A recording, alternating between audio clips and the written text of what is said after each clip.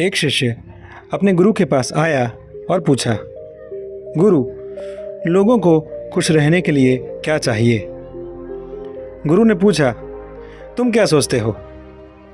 शिष्य ने एक पल सोचा और कहा, मुझे लगता है कि अगर किसी की बुनियादी ज़रूरतें पूरी हो रही हैं, जैसे खाना पीना, रहने के लिए जगह, अच्छी नौकरी और सुरक्षा, तो वह खुश होगा। यह सुनकर गुरु ने कुछ नहीं कहा और शिष्य को अपने साथ सैर पर चलने को कहा। गुरु और शिष्य कुछ देर तक चले और फिर एक दरवाजे के पास रुक गए। गुरु ने कहा, यह दरवाज़ा खोलो। शिष्य ने दरवाज़ा खोला और देखा कि उसके सामने एक मुर्गी घर था। वहाँ बहुत सारी मुर्गियाँ थीं। सभी बड़े बड़े पिंजरों में कैद थीं। तब गुरु ने अपने शिष्य से पूछा, क्या तुम यह मुर्गे का दड़बा देखते हो? हाँ, शिष्य ने कहा। तब गुरु ने उससे पूछा, क्या मुर्गियों को भोजन मिलता है? हाँ, शिष्य ने कहा। क्या उनके पास रहने के लिए घर है? मास्टर ने फिर पूछा। हाँ, शिष्य ने कहा। क्या वे बिल्लियों या कुत्तों से सुरक्षित हैं? मास्टर ने पूछा। शिष्य ने कहा, हाँ, वे हैं। क्या उनके पास अंडे हैं? मास्टर ने फिर पूछा। हाँ, वे अंडे देते हैं, शिष्य ने उत्तर दिया। क्या आपको लगता है कि वे खुश हैं? मास्टर ने फिर पूछा। यह सुनकर शिष्य उन मुर्गियों को ध्यान से देखने लगा। वह नहीं जानता था कि कैसे बताएं कि वे खुश हैं या नहीं। शिष्य सोच ही रहा था कि गुरु ने कहा, मेरे साथ आओ। दोनों फिर चल पड़े और कुछ देर बाद एक बड़े मैदान के पास रुक गए। मैदान में बहुत सारी मुर्गियां थीं।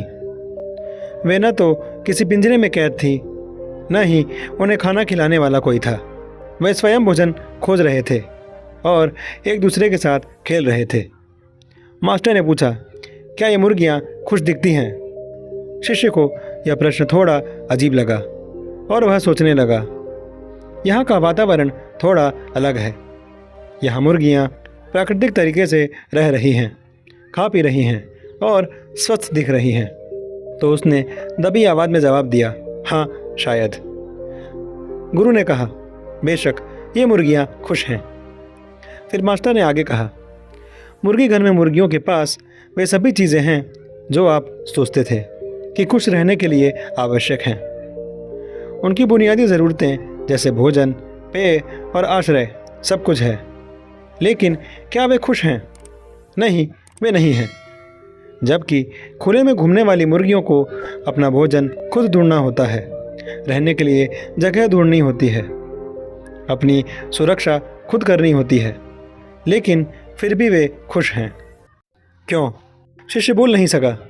फिर गंभीर स्वर में मास्टर ने कहा, तुम देखो मेरे बच्चे, अपने जीवन में हम सभी को एक विकल्प चुनना होता है।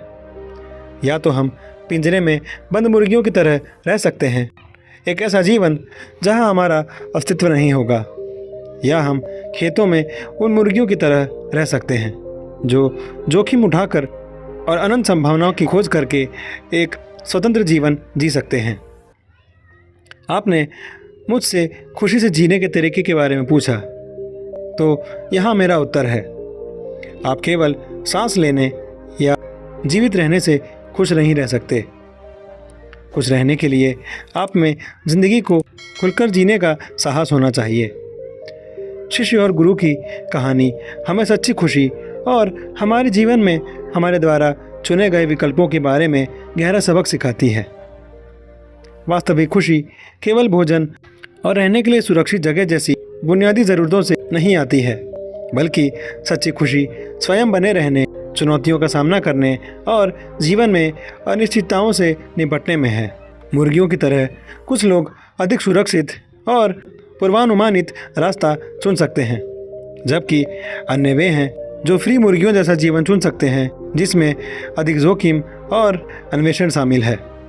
पिंजरे में बंद और खुली मुर्गियों के बीच समानता जीवन में हमारी अपनी पसंद को दर्शाती है। पिंजरा स्वयं द्वारा थोपी गई सीमाओं, अज्ञात के डर और आराम क्षेत्र से बाहर कदम रखने की अनिच्छा का प्रतिनिधित्व करता है। दूसरी ओर मैदान में मुर्गियां उन लोगों का प्रतिनिधित्व करती हैं जो अपने आराम क्षेत्र से बाहर आते हैं, जीवन की अनिश्चितताओं को स्वीकार करते हैं, जोखिम लेते हैं और अनंत संभावनाओं की खोज करते हैं। संक्षेप में यह हमें यह सवाल करने के लिए प्रोत्साहित करता है कि क्या हम केवल अपने आराम क्षेत्र के दायरे में रह रहे हैं या सक्रिय रूप से रह रहे हैं, चुनौतियों का सामना करने का साहस रखते हैं, ऐसे विकल्प चुनते हैं जो हमारे सच्चे स्वरूप को प्रतिबिंबित करते हैं और उस मार्ग का अनुसरण करते हैं जो वास्तविक खुशी की ओर ले जाता है। यह हमें याद दिलाता है कि सच्ची संतुष्टि सुरक्षा के बाहरी तामझाम से नहीं आता, बल्कि उद्देश्य और अन्वेषण का जीवन जीने की आंतरिक स्वतंत्रता से आता है। धन्यवाद और धन्य रहें।